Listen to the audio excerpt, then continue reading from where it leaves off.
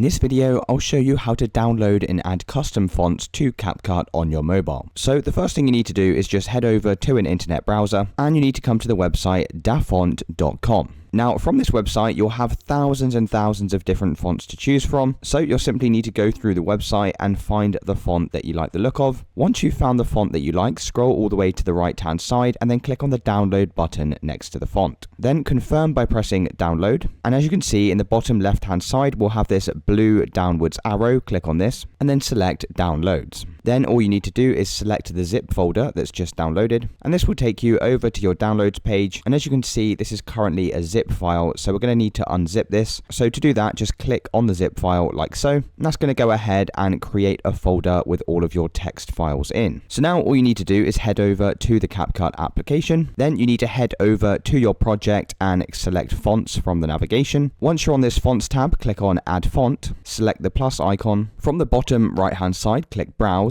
then click browse again in the top left, select downloads, and then from here you'll just need to locate the font file or the folder depending on where you downloaded it to. So as you can see inside of here, we've got all of our font files, so it doesn't matter too much about which one you select. Just go ahead and click on one of these fonts, select open, and as you can see, that's now added it to the CapCut application. So now that it's been added, we'll be able to continue to use that font. Even if we close out of the application, you won't need to add this again. It's in here permanently now. So it's as simple as that, guys. That's how you add custom fonts to your CapCut application. If you did find this video helpful, then let me know in the comments below and I'll see you in the next one.